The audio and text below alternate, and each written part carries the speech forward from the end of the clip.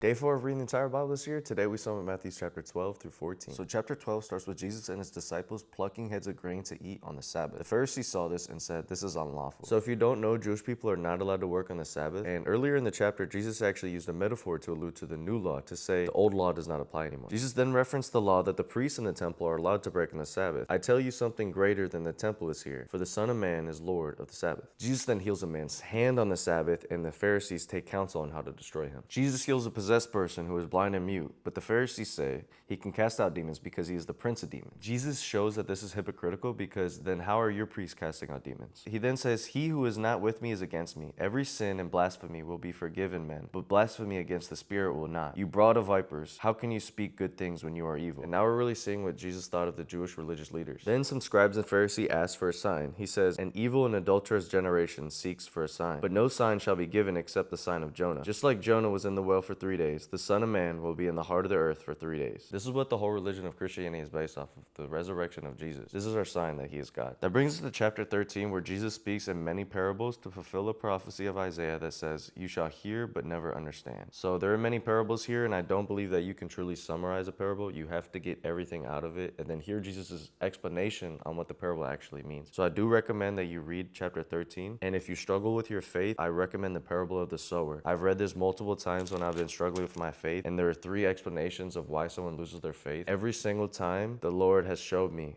where I fell off and what I did wrong to lose my faith. So definitely recommend that you read that if you're struggling with your faith. This brings us to chapter 14, where John the Baptist was beheaded and word gets to Jesus. So he was telling those parables to large crowds and word gets to him. So he leaves in a boat to a remote place, but the crowds followed him. Once Jesus made it to shore, there were large groups, and showing compassion, he begins to heal them. After a while, it gets dark, but Jesus says he wants to feed the people before they go. But the disciples said, we only have 5 loaves of bread and 2 fish. But Jesus then blesses the food and gives it to the family. And once they pick up the scraps, it filled up 12 baskets, and it fed 5,000 men. Then Jesus tells his disciples to get on the boat, and in the 4th watch at night, Jesus came to them on the water. So they were terrified when they saw him. They say, it's a ghost. But the Lord said, take heart, it is I, have no fear. Peter says, Lord, if it is you, can I come to you? And then Jesus says, come. And Peter is able to walk on the water. But when Peter saw the wind, he had fear and fell into the water for Jesus to save him. So I did mention that John the Baptist was killed in this chapter, and I do think that we start to see a shift after John passes away. I think that this is part of God's timing, and things really start to pick up, and we'll see in the coming chapters.